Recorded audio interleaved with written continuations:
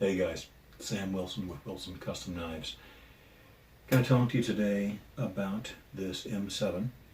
Now this particular M7 belongs to a friend and customer of mine in Ireland, and we're having some issues right now with the whole worldwide shipping deal, so we got this here stored temporarily at the Wilson Custom Knife Shop. When he finally gets it, then I'll have him throw another shrimp on the bobby, mate, and we'll celebrate. But until then, we're going to use it for some video purposes. So we have the M7 here. Alongside it, we have this SS2 Kodiak edition. Now the Safe System 2 is very similar to the M7. Basically from the guard back, they're the same knife. They have the same handle, very similar guard. The guard shape is the same. It's just a little bit smaller and scaled down on the SS2. The butt cap, stainless steel plated butt cap and everything is identical. The only real difference is going to be in the thickness and size of the blade. The M7 has a 1/4 inch thick blade that's 7 3/4 inches long and 1.5 inches wide. This one is the SS2 is a 6-inch blade that's 3/16 thick and just a little under 1.5 inches wide. So they're very, very similar, but different, obviously. One of the things I wanted to talk about today, that we've made a few changes recently in the way we finish the blades and do a few things. So up until now, I've been hand sanding, doing a hand sanded finish on these knives. I really love the hand sanded finish. It gives a great contrast. It just really makes the knife look really nice. Doesn't really offer much in the way of any performance, but when you hand sand it, the grain goes, the sanding marks go from this direction, from guard to tip.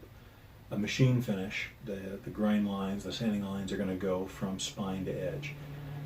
Unfortunately, I'm going to have to discontinue the hand sanded finish on the SS2 and similar size knives for the ones that have saw teeth. It's just too much trouble. If I make one little mistake, these saw teeth to go back and re-hand sand everything, and especially when there's the blasted finish involved, it's just too much work. And I got to be profitable at this and also put knives out at a reasonable pace. I cannot compromise quality, so I've got to make a change so that this becomes economical for everybody involved. I'll still offer the hand sanded finish on the larger knives, but it'll have to be at an upcharge. It's a lot more work than coming right off the grinder.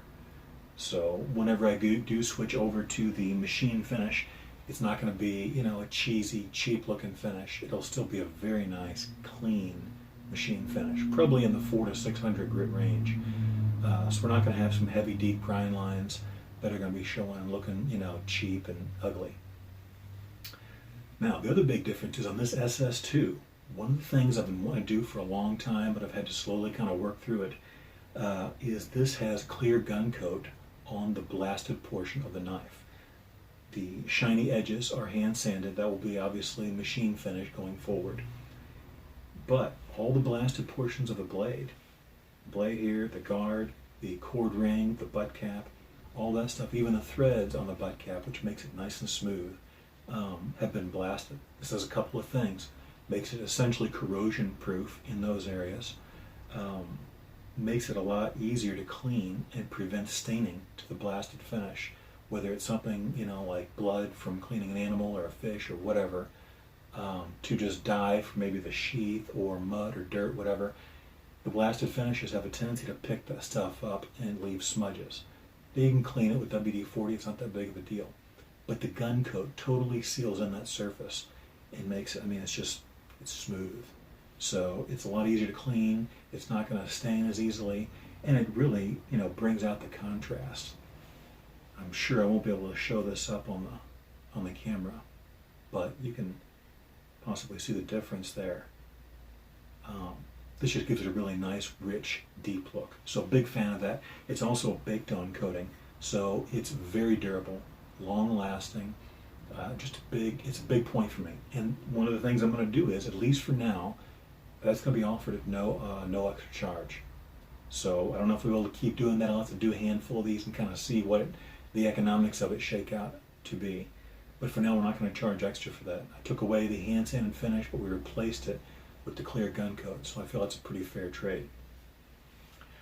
Otherwise, you can pretty much see these knives are very, very similar. I mean, let's be honest, guys, these are both hollow-handled survival knives. Neither of these are going to be ideal for chopping or ideal for a lot of everyday tasks. But for those that like hollow-handled survival knives, these are very capable knives. They are built to work, and they do a lot of things very well. One of the big selling points to me of my knives is I put aggressive edge geometry on there so that these knives cut and slice, and they work very well for their intended purpose, which is to cut things.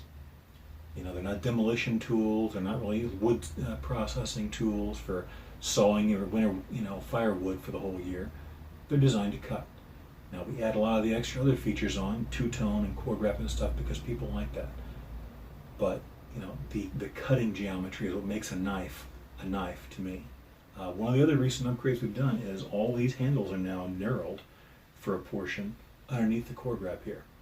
I took the cord wrap off one of these the other day and measured it with the green cord, which is slightly larger in diameter than the black cord that I've been using. There's about 18 feet of this green cord on these knives. And underneath that, it is knurled and gun coated as well. So if you ever have to take the cord wrap off, you have something to grip onto instead of just a round, smooth steel pipe. So I think that just about covers it. We all know how these sheaths are made and the features they're covered in my other videos. But I wanted to kind of go over some of the new stuff that we've done and the different direction we've been going in, and take this opportunity to thank everybody for your support.